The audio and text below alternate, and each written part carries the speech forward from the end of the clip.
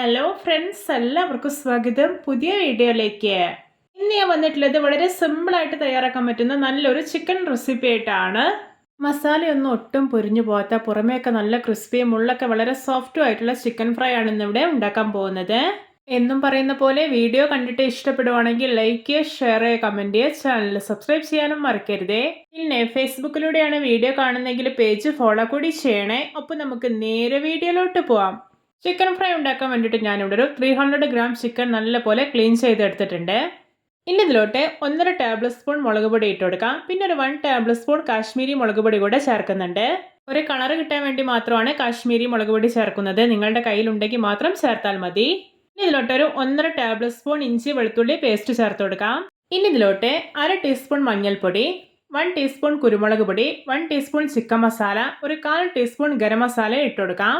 പിന്നെ കുരുമുളക് പൊടിയൊക്കെ ആഡ് ചെയ്യുന്ന സമയത്ത് നിങ്ങളുടെ ഇഷ്ടത്തിനനുസരിച്ച് കൂട്ടുകയോ കുറയ്ക്കുകയോ ചെയ്യാവുന്നതാണ്. ഇനി ഇതിലോട്ട് ചേർക്കാൻ പോകുന്നത് ഒരു 1 ടീസ്പൂൺ പഞ്ചസാരയാണ്. ഇനി ഇതിലോട്ട് ഒരു 1 ടേബിൾ സ്പൂൺ കോൺഫ്ലോറും 1 ടേബിൾ സ്പൂൺ സൺഫ്ലവർ ഓയിൽ കൂടെ ഇട്ട് കൊടുക്കുന്നുണ്ട്. ഇനി ഇതിലോട്ട് ആവശ്യത്തിന് ഉപ്പ് ചേർത്ത് കൊടുക്കാം.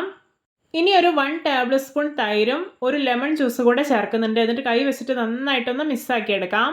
ഈ ലെമൺ ജ്യൂസിന് പകരം നിങ്ങൾക്ക് വിനിഗർ ചേർക്കാവുന്നതാണ്. ഇപ്പോൾ ഇത് ചിക്കനിലൊക്കെ മസാലയൊക്കെ നന്നായിട്ട് പിടിക്കും. ഇതൊന്ന് മിസ്സാക്കി എടുത്തിട്ടുണ്ട്. ഇനി നമുക്കിതൊരു 1 അവർ റെസ്റ്റ് ചെയ്യാൻ വേണ്ടിയിട്ട് അടച്ചു വെക്കാം. ഞാനിവിടെ ഫ്രീസറിലാണ് റെസ്റ്റ് ചെയ്യാൻ വേണ്ടി വെക്കുന്നത്. നിങ്ങൾക്കിനി 1 അവറൊക്കെ റെസ്റ്റ് ചെയ്യാൻ വേണ്ടി വെക്കാൻ ടൈം ഇല്ലാന്നുണ്ടെങ്കിൽ ഒരു ഹാഫ് അവറെങ്കിലും എന്തായാലും വെക്കണം. ഇപ്പോൾ ഇത് 1 അവർ ആയിട്ടുണ്ട്. ഇനി ചിക്കൻ ഫ്രൈ ഉണ്ടാക്കിയെടുക്കാം. അതിനായിട്ട് ഞാനിവിടെ ഒരു പാനിൽ എണ്ണ ഒഴിച്ച് നല്ലപോലെ ചൂടാക്കി എടുത്തിട്ടുണ്ട്. ഇനി ചിക്കൻ എല്ലാം എണ്ണയിലോട്ട് ഇട്ട് കൊടുക്കാം. ഒരു മീഡിയം ഫ്ലെയിമിൽ വെച്ചിട്ട് വേണം ഇത് ഫ്രൈ ചെയ്തെടുക്കാനായിട്ട്. അപ്പോഴേ ഇതിൻ്റെ ഉള്ളൊക്കെ നല്ല പെർഫെക്റ്റ് ആയി തന്നെ കുക്കായി കിട്ടുള്ളൂ. ഹൈ ഫ്ലെയിമിൽ വെക്കുകയാണെങ്കിൽ പുറമേയൊക്കെ പെട്ടെന്ന് മൊരിഞ്ഞ് കിട്ടും, പക്ഷേ ഉള്ളൊന്നും കുക്കായി കിട്ടില്ല. ഇപ്പോൾ ഇത് ചിക്കൻ്റെ ഒരു സൈഡെല്ലാം നല്ലപോലെ മൊരിഞ്ഞ് കിട്ടിയിട്ടുണ്ട്. ഇനി ഇതെല്ലാം ഒന്ന് തിരിച്ചിട്ട് കൊടുക്കാം.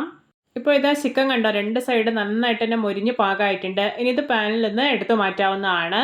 ഇത് നമ്മുടെ രുചികരമായിട്ടുള്ള വെറൈറ്റി ആയിട്ടുള്ള ചിക്കൻ ഫ്രൈ റെഡി. നോക്കിയേ, കാണുമ്പോൾ തന്നെ കൊതി വരുന്നില്ലേ? മസാലയൊന്നും പൊരിഞ്ഞു പോകാത്തതുകൊണ്ട് തന്നെ കഴിക്കാൻ ഒരു സ്പെഷ്യൽ ടേസ്റ്റ് തന്നെയാണ്.